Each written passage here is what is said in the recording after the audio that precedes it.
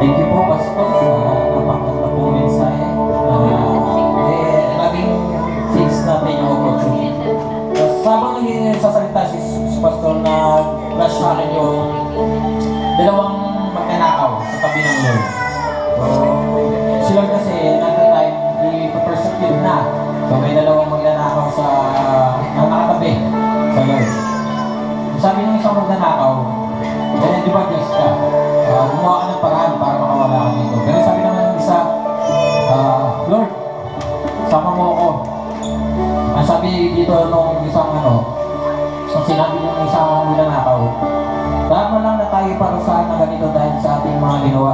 Kung di mga tao ito ay walang ginawang masama. Sabi pa niya, at sinabi pa niya dito, Jesus, alalahanin mo ako kapag maghahari ka na. Alam niyo po ang sabi sa kanya ng Lord. Sumagot si Jesus, sinabi ko sa iyo, isasama kita ngayon sa paraiso. So, yung isang magnanakaw, tinig niya yung opportunity para makapiling yung Diyos na buhay. So, our journey of seeing God leads us to the greatest truth, that we are deeply loved by Him.